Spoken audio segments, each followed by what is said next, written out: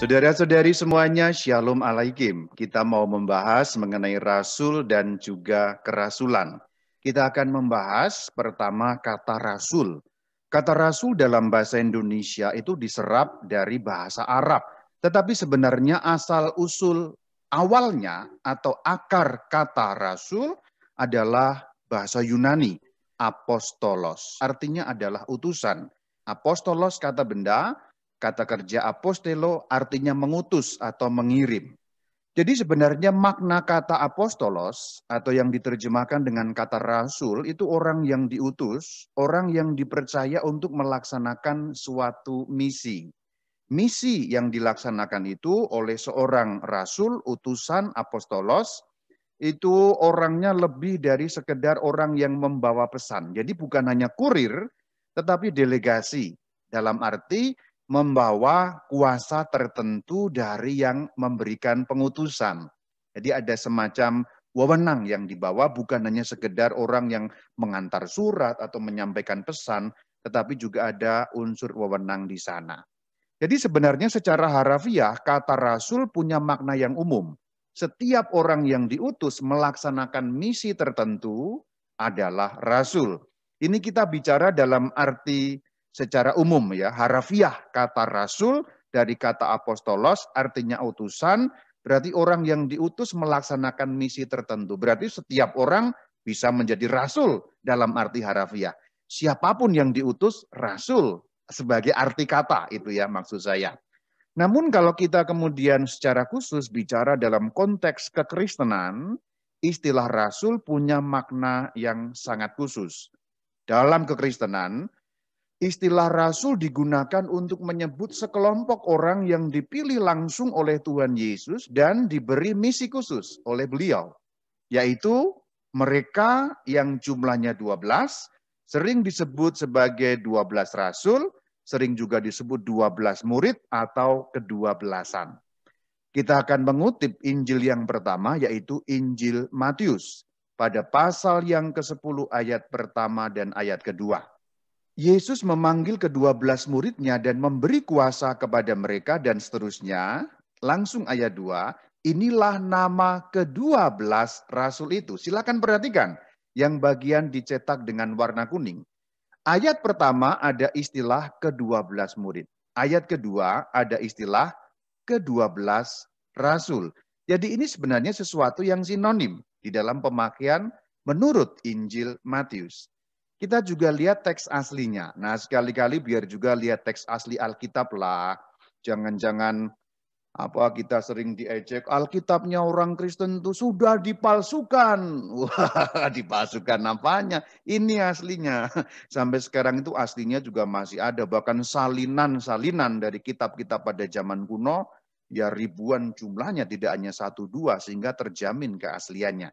Kita lihat, ini teks yang saya kutip tadi, kata Mateion atau Injil Matius pada bab yang sama, ayat yang sama, yaitu Matius 10 ayat 1 dan kedua. Silakan Anda membaca.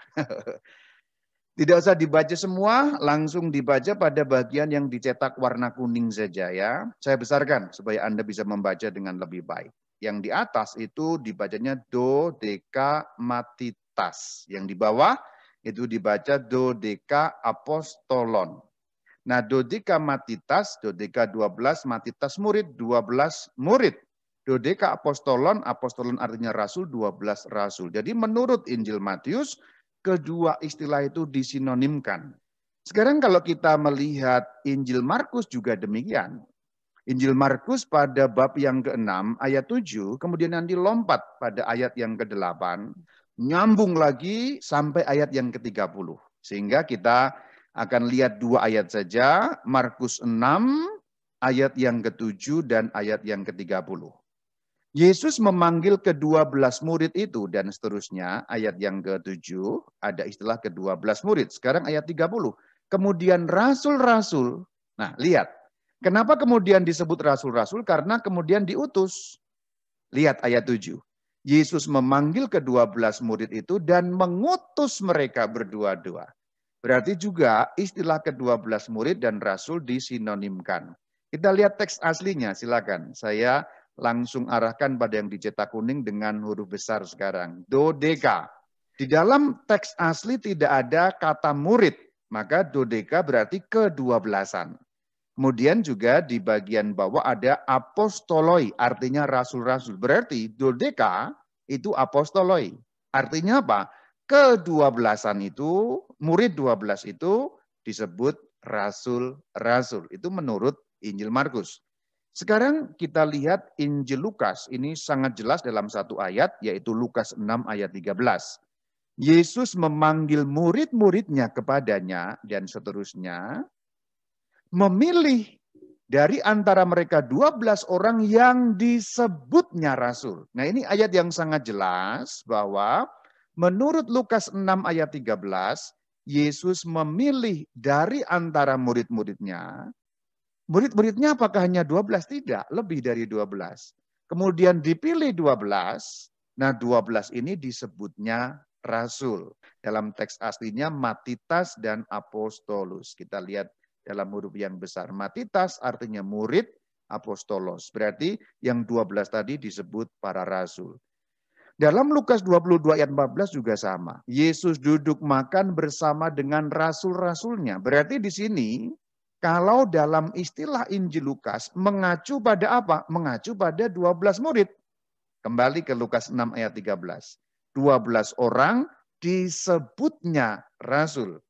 Berarti yang memberi istilah rasul siapa? Yesus Tuhan. Mana ayatnya? Mana ayatnya? Haleluya saudara, ada ayatnya saudara. Lukas 6 ayat 13. Yang disebutnya, berarti yang disebut oleh baginda Yesus. Berarti sebutan rasul untuk 12 orang bukan dari manusia, tapi langsung dari Tuhan sendiri yang menyebut mereka rasul-rasul. Itulah kenapa ketika digunakan kata rasul itu dalam Lukas 22 ayat 14, Yesus duduk makan bersama dengan rasul-rasulnya. Artinya ini mengacu pada 12 murid. Sedangkan murid yang di luar 12 tidak mengikuti perjamuan terakhir itu. Kita lihat teks aslinya apostoloi. Ini yang tertulis dalam huruf aslinya. Nah kemudian di dalam Lukas 24 ayat 10 juga demikian. Ini setelah kebangkitan ya. Perempuan-perempuan lain juga bersama-sama dengan mereka memberitahukan kepada apostolos. Kita lihat teks aslinya yang berbunyi apostolos. Itu tadi penggunaan di dalam 3 Injil. Yaitu yang dinamakan Injil-Injil sinoptik. Injil-Injil sinoptik berarti Matius, Markus, dan Lukas. Kenapa dikatakan sinoptik? Sin bersama, optik lihat atau melihat, sinoptik dilihat kayak sama. Nah gitu, dilihat bersamaan. Itu bisa mirip-mirip. Nah itu kenapa disebut Injil-Injil sinoptik. Semua menggunakan kata apostolos. Sementara itu Injil Yohanes tidak menggunakan kata rasul. 12 orang tadi tidak disebut rasul di dalam istilah Injil Yohanes. Tapi disebut apa ya? Disebut murid saja. Tetapi Injil Yohanes menggunakan kata kerja yang senada dengan pengertian tadi.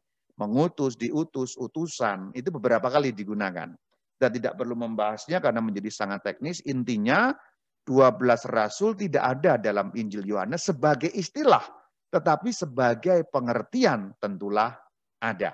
Yohanes lebih senang menyebut murid saja tanpa menggunakan sebutan rasul. Kalau sinoptik berganti-ganti. Jadi sebenarnya kalau kita membaca Injil, pengertian rasul itu sama dengan 12 murid.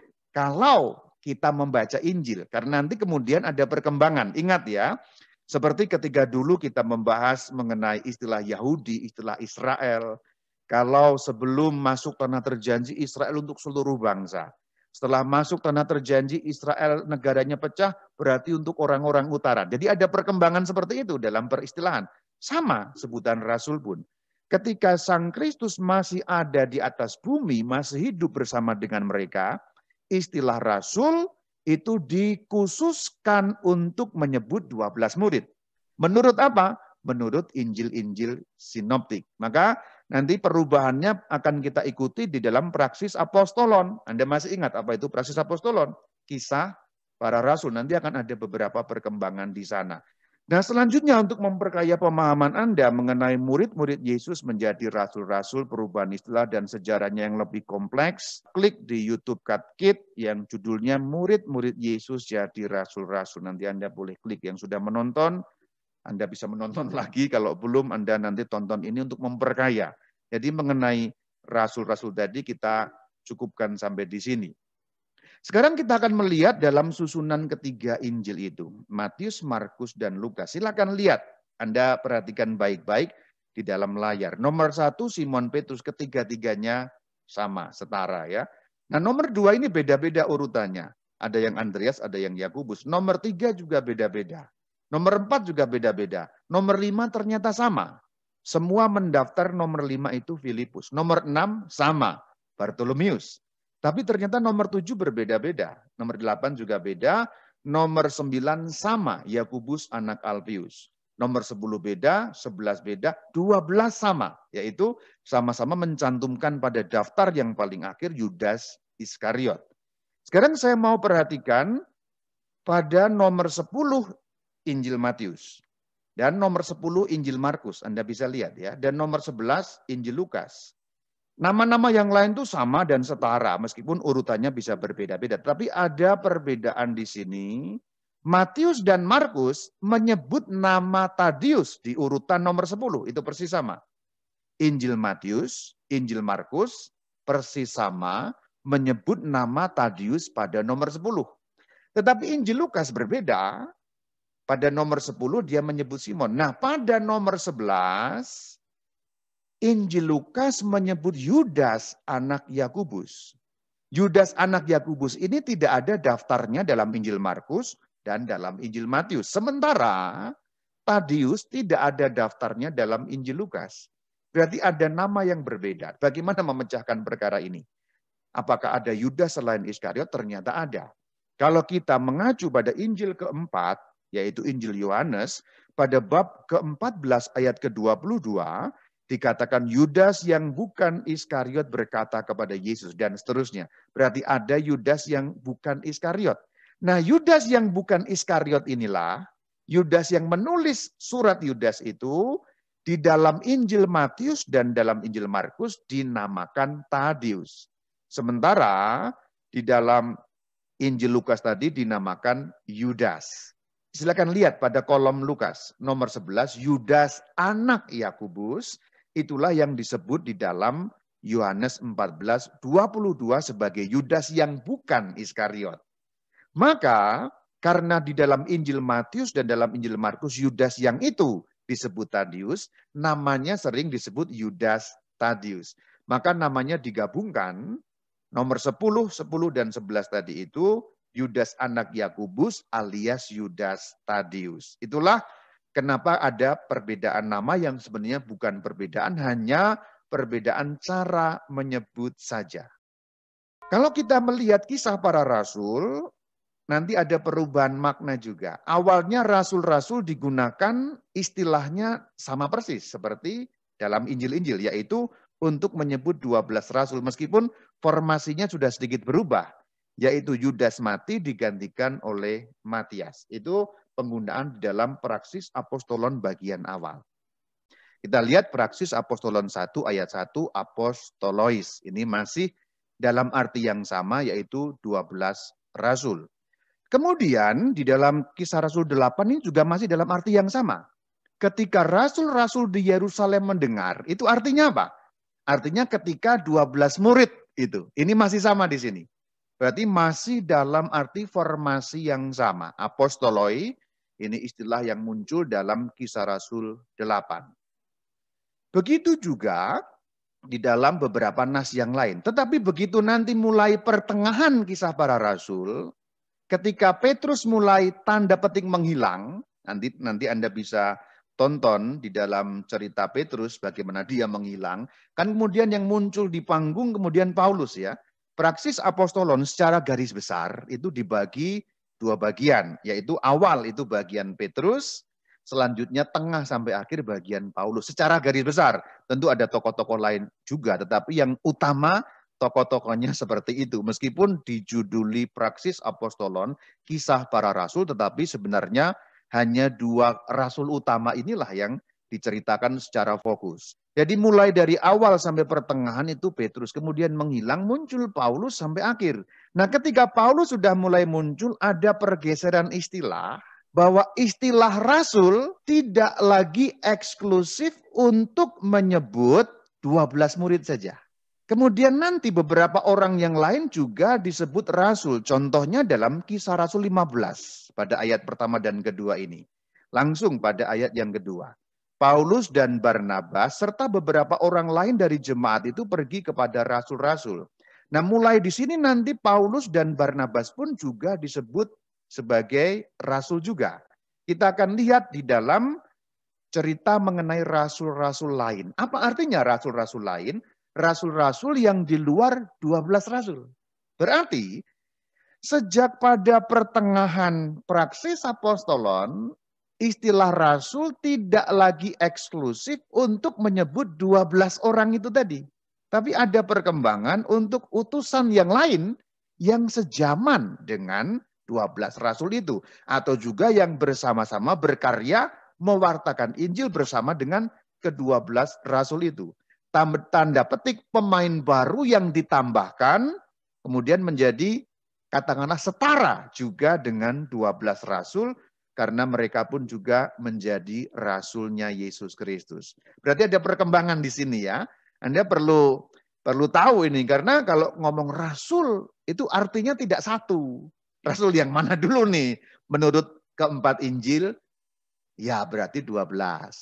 Menurut praksis apostolon bagian awal, berarti juga masih 12.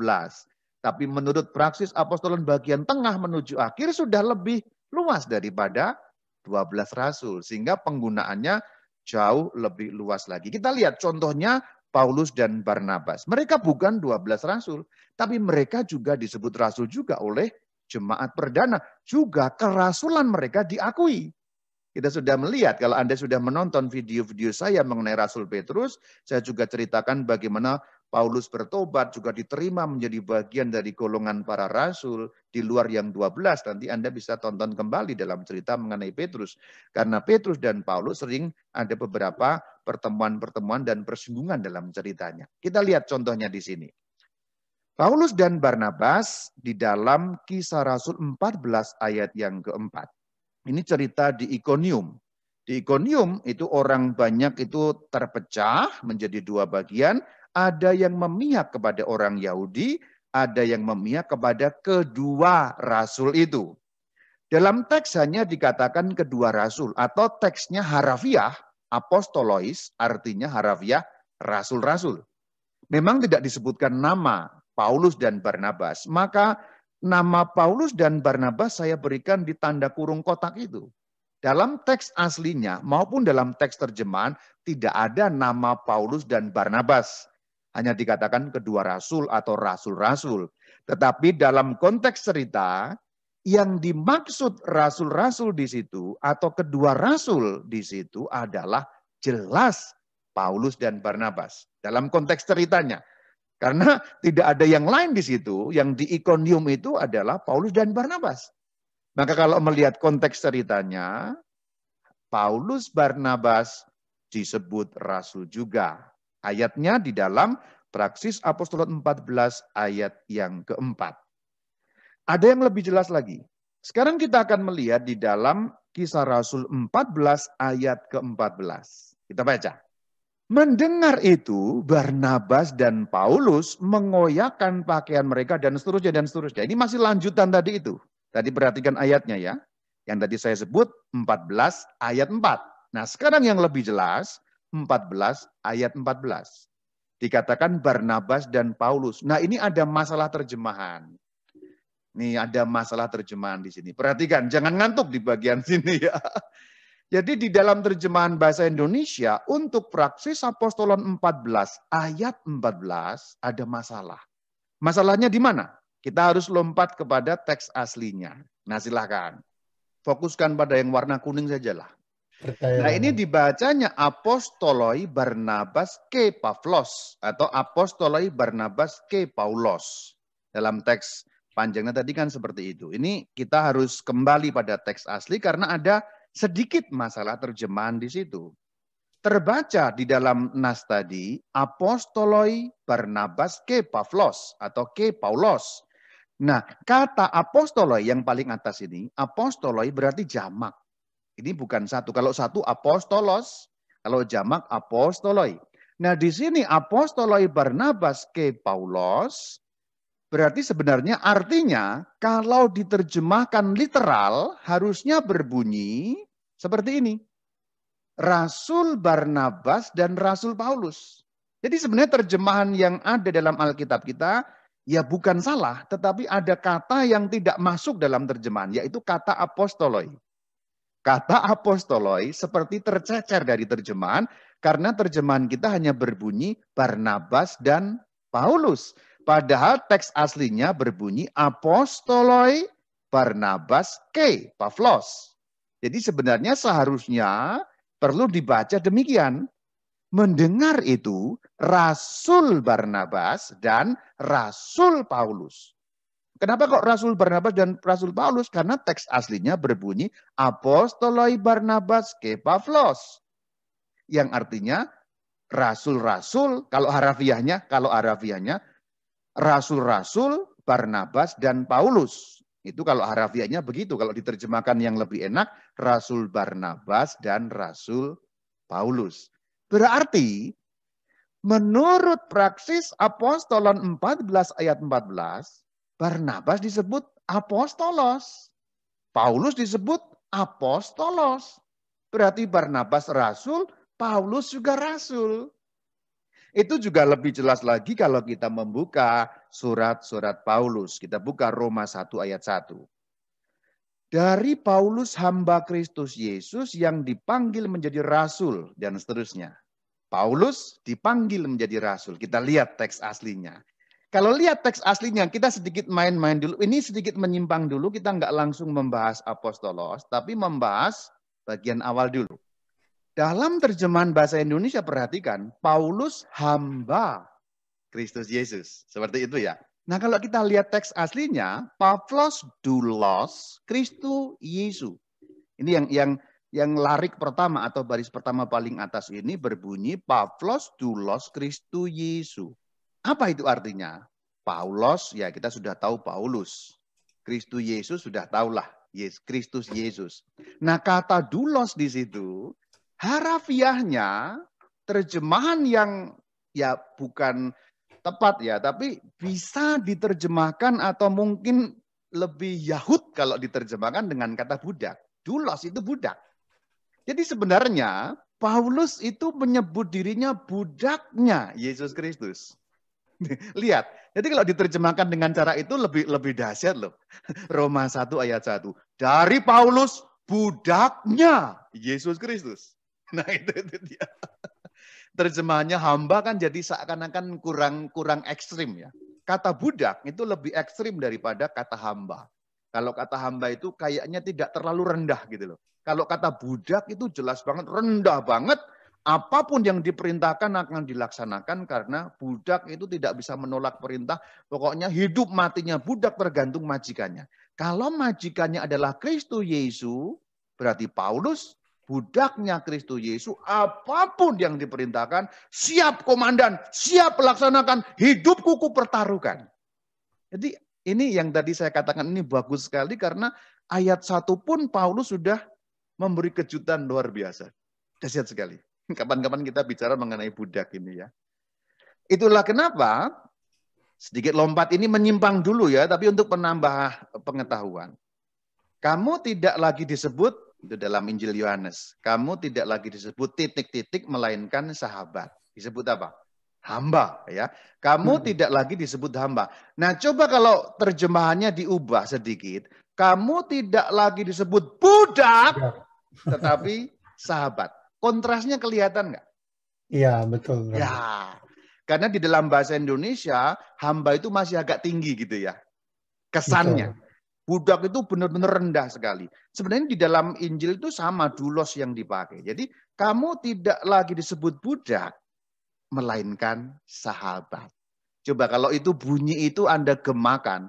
Aduh, Tuhan Yesus terima kasih, aku bukan lagi budak, tetapi sahabatmu. Nah inilah pentingnya belajar Alkitab, saudara. Haleluya, saudara. Jadi makin Alkitab itu kita pelajari dan makin kita sedikit mengerti, nggak usah banyak-banyak lah. Saya juga nggak banyak ngerti, cuma dikit-dikit aja. Yang kayak gini-gini itu memberi nuansa arti yang makin, aduh kok gitu ya. Tuhan bisa mengatakan kepada kita, hei Kevin, kamu bukan lagi budak, melainkan sahabat. Gimana Vin kalau dengar istilah seperti itu? Lebih gini nggak? Lebih gitu nggak? Lebih berasa ya Rama. Lebih Naik berasa kan? tingkatnya. Coba Iya. bandingkan, kamu bukan lagi hamba, kayaknya biasa aja kan?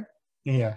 Nah padahal teks aslinya memang berbunyi doulos yang artinya budak. Nah kontras budak dan sahabat itu menjadi kelihatan kalau kita mempelajari seperti ini. Karena kalau hamba itu kan kayaknya hambar ya istilahnya. Apalagi zaman sekarang banyak aliran menyebut hamba Tuhan. Kayaknya jabatan tinggi itu hamba Tuhan. Gitu. Itu Budak hamba Tuhan itu ya Rama. ya kan kayaknya itu wah gimana gitu. Budak itu. Nah ini nih. Ini menyimpang tapi saya mau menggarisbawahi bagian yang doulos Kristus Yesus tadi itu. Menarik ya. Menarik nggak, Fit? Menarik Rama. Nah, menarik kan itu. Sekarang kembali ke apostolos ya. Nah, di dalam Roma ini, kita ulang dari bagian awal, pelan-pelan aja lah ya, waktunya habis juga nggak apa-apa lah ya. Karena ini sudah terlanjur saya tampilkan teks-teks aslinya ini. Ini tujuannya apa, Vin? Kamu tahu nggak? Biar ngelihat ini Rama, ngelihat yang benar. Karena kan kalau terjemahan tidak sempurna kan. Ya, itu sebenarnya tujuan yang kedua. Yang Oh, yang pertama pertama apa supaya Rama? saya Sombong. kelihatan keren gitu loh, Vin. Maksudnya, kalau orang Keren Indonesia, walaupun kita baru diangkat dari budak ya Rama, tapi iya, tetap keren. biar kelihatan keren gitu loh pakai bahasa asli gitu ya. Di Indonesia ini kan kadang-kadang begitu ya, pakai bahasa yang artinya. Nah kalau sudah seperti itu kan kelihatan keren. Jadi saya juga nggak mau kalah dong. Kalau di luar-luar sana kan ngomong bahasa itu yang artinya. Nah saya juga bisa. Pavlos doulos Kristus Yesus yang artinya Paulus budaknya Yesus Kristus. Klitos apostolos, klitos apa? Tahu nggak klitos? Para klitos. Panggil ya, yang dipanggil. Jadi dipanggil rasul, yang dipanggil menjadi rasul. Maka terjemahnya tadi seperti itu, yang dipanggil menjadi rasul. Jadi Rasul Paulus juga rasul jelas sekali di dalam surat-suratnya. Juga pengakuan mengenai kerasulan Paulus juga diberikan oleh rasul-rasul yang lain, yaitu yang dari kelompok 12. Khususnya dari pemimpin para rasul, yaitu Petrus. Maka jelas Barnabas, Paulus di sini contohnya rasul. Nah Galatia 1 ayat 1 juga bicara yang sama. Dari Paulus seorang rasul, bukan oleh manusia dan seterusnya. Ini juga dikatakan Pavlos apostolos yang artinya malah jadi geli sendiri ya, tapi nggak apa-apa lah ya. Ya ini jadi dikatakan Pavlos apostolos, Paulus apostolos, Paulus rasul, atau kalau kita balik sesuai dengan bahasa Indonesia Rasul Paulus. Maka di sini sebenarnya dikatakan dari Rasul Paulus, terjemahan harafiahnya begitu. Pavlos apostolos berarti dari Rasul Paulus, atau dalam terjemahan yang sudah ada dari Paulus seorang rasul, atau bisa kita ubah sedikit dari Rasul Paulus. Maka jelas kerasulan Paulus kita juga dapatkan dari surat Galatia. Nah di dalam surat Titus juga dikatakan demikian, dari Paulus hamba Allah. Sekarang dikatakan hamba Allah. Tadi masih ingat kata hamba itu aslinya apa? Doulos, artinya budak. Selain budak Yesus, budak Allah juga. Rasulnya Yesus Kristus. Maka kalau kita buka di dalam teks aslinya berbunyi Pavlos doulos Theou. Doulos Theou berarti budaknya Allah. Apostolos di Yesus Kristus yang artinya, haleluya saudara. Apostolos di Yesus Kristus berarti rasulnya dari Yesus Kristus. Rasulnya Yesus Kristus. Nah itu jelas sekali di dalam Titus 1 pada ayat yang pertama apostolos juga.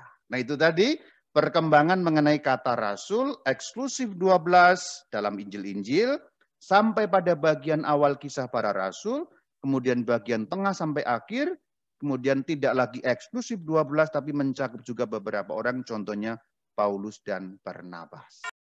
Sekarang kita akan melihat apa landasannya atau dasarnya kerasulan. Kita harus ingat bagian ini, rasul itu melaksanakan misi tertentu. Maka ada misi, ada tujuan apa yang ingin dicapai.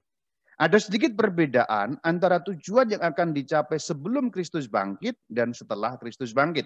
Meskipun dua tujuan itu tidak saling bertentangan, tapi nanti saling melengkapi. Tapi fokusnya sedikit ada perbedaan juga. Kita lihat di dalam Injil Matius 10 ayat 1, nyambung ayat 7, nyambung ayat 8. Yesus memanggil ke-12 muridnya dan memberi kuasa kepada mereka untuk, nah ini berarti misinya, untuk. Berarti kan tadi itu melaksanakan suatu misi. Maka kata untuk menunjukkan misi. Apa? Mengusir roh-roh jahat. Dan untuk, nah ini misi yang lain. Melenyapkan segala penyakit dan segala kelemahan. Berarti di sini para rasul pertama-tama diutus untuk dua tujuan. Mengusir roh jahat berarti penyakit yang sifatnya rohani. Lalu dikatakan melenyapkan penyakit dan kelemahan berarti sifatnya jasmani. Berarti penyembuhan jiwa raga. Penyembuhan rohani jasmani. Itu tujuan atau misi yang diberikan kepada ke-12 rasul. Pada ayat yang ke-7 nyambung ke-8 itu dikatakan beritakanlah kerajaan surga. Lalu rinciannya, apa itu berita kerajaan surga? Orang sakit sembuh, orang mati bangkit, orang kusta tahir, setan terusir, dan seterusnya, dan seterusnya. Jadi ini misi pada saat Sang Kristus masih ada di atas muka bumi. Ini juga mirip, karena sinoptik ya, mirip dengan Markus. Markus 3 ayat 14 dan 15. Kita lihat. Yesus menetapkan 12 orang untuk menyertai dia dan untuk diutusnya memberitakan Injil dan diberinya kuasa untuk mengusir setan. Menurut Markus sedikit berbeda. Panggilan para rasul pertama-tama menyertai dia. Ikut Yesus, itu yang pertama. Kalau sudah ikut Yesus bisa memberitakan Injil dan mengusir setan. Nah itu menurut Injil Markus. Kemudian menurut Injil Lukas dikatakan untuk menguasai setan-setan dan menyembuhkan penyakit-penyakit. Ini mirip dengan keterangan Lukas. Setan yang dikuasai berarti dikalahkan, berarti sembuh rohani. Menyembuhkan penyakit-penyakit itu maksudnya penyakit jasmani, sembuh jasmani. Kemudian memberitakan kerajaan Allah. Dalam istilah Injil Matius kerajaan surga. Kalau Injil Matius menyebut kerajaan surga, Injil yang lain kerajaan Allah itu artinya sama. Jadi itulah sebelum Kristus bangkit, kalau mau kita rinci berarti apa? Sembuh jasmani dan rohani dalam rangka pemberitaan kerajaan surga yang telah datang. Maka dikatakan kerajaan Allah sudah dekat. Cirinya apa? Setan terusir, penyakit hilang, menjadi sembuh orang-orang di situ. Dan ada garis bawah menyertai Yesus. Kemana-mana ikut Yesus. Itu yang sangat khas dimiliki oleh Injil Markus. Kita sudah lihat dalam Markus 3 ayat 14 tadi. Nah sekarang sesudah Kristus bangkit, ada sedikit pergeseran, tapi bukan perbedaan yang total, hanya sedikit pergeseran. Karena begitu Yesus bangkit naik ke surga, ada utusan yang sedikit berbeda, dalam arti lebih luas lagi. Kalau sebelumnya kan diutus hanya untuk umat Israel. Nah setelah Yesus naik ke surga menjadi jelas bahwa untuk semua bangsa, Matius 28, 19-20. Jadikanlah semua bangsa muridku. Berarti untuk semua bangsa. Berarti ada perkembangan tadinya hanya untuk umat Israel, kemudian untuk semua bangsa. Baptislah. Berarti keselamatan dalam nama Allah Tritunggal. Ajarlah mereka. Ini setelah Yesus bangkit. Dalam Injil Lukas dikatakan berita pertobatan dan pengampunan dosa. Karena apa? Kaitan baptisan adalah pertobatan. Orang dibaptis karena bertobat. Dan karena dibaptis setelah bertobat menerima pengampunan dosa. Maka keterangan dalam Injil Lukas 24 ayat 47 tidak bertentangan dengan Matius 28 tadi. Karena baptisan mengandaikan pertobatan. Karena orang dibaptis setelah bertobat, maka terima pengampunan dosa. Itu konteksnya. Kemudian di dalam kisah para rasul, setelah Yesus naik ke surga dan Roh Kudus turun nantinya, mereka diutus menjadi saksi Kristus. Sampai kapan? Sampai akhir zaman. Sampai akhir zaman. Pertanyaan selanjutnya adalah bagaimana perutusan itu sampai akhir zaman? Kan para rasul meninggal. Nah, kita akan lihat bagaimana caranya. Kalau melihat Injil Matius 28 ayat 20, aku menyertai kamu senantiasa sampai akhir zaman, artinya kerasulan harus dilaksanakan terus sampai akhir zaman. Tuhan tidak mengatakan, aku menyertai kamu. Kamu di sini konteks aslinya adalah para rasul. Aku menyertai kamu, para rasul, sampai kamu mati. Tidak. Tapi sampai akhir zaman. Ini mengandung arti tersirat, berarti kerasulan harus lestari sampai kepada akhir zaman. Ini garis bawahi ya, kerasulan harus dilaksanakan terus sampai akhir zaman. Kita akan bahas bagaimana caranya, tapi tidak di pertemuan sekarang. Nanti di pertemuan yang kedua kita akan bahas bagaimana caranya kerasulan harus dilaksanakan terus sampai akhir zaman. Saya beri clue-nya dulu dengan cara pengganti-pengganti para rasul.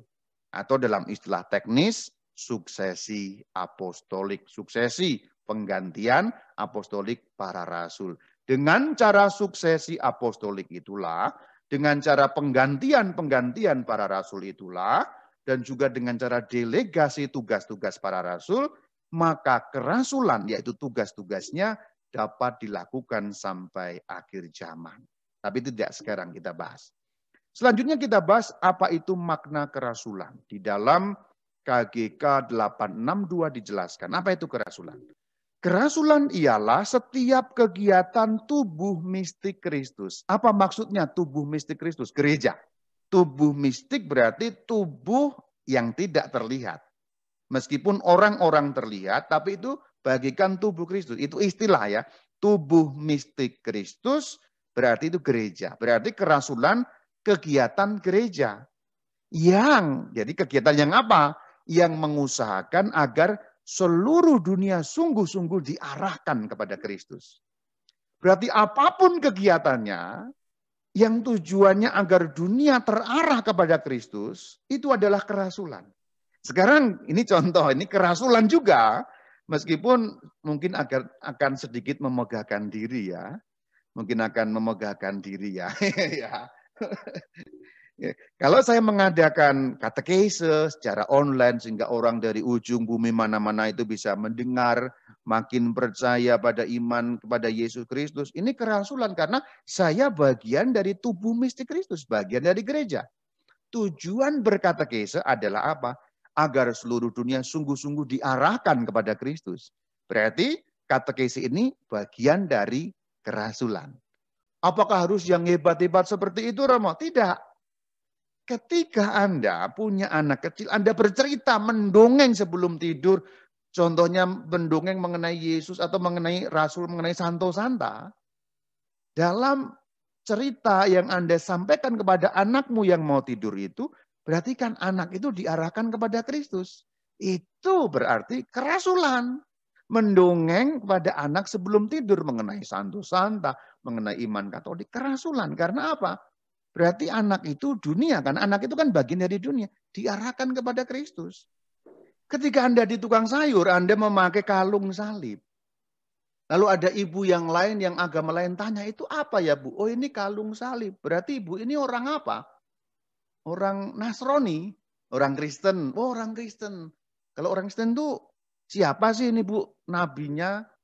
Misalnya, lalu Anda mulai sedikit menjawab dengan menjelaskan, itu kerasulan, berarti itu satu hal yang membuat orang setingkat lebih kenal kepada Yesus Kristus.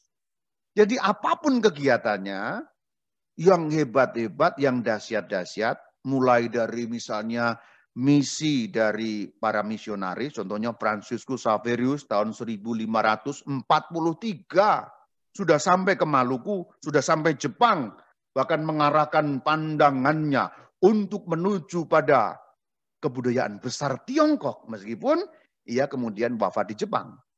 Fransiskus Xaverius yang hebat sekali mengarungi samudera, itu kerasulan. Saya yang hanya seperti ini, kerasulan. Anda yang bercerita kepada anak tadi, itu kerasulan.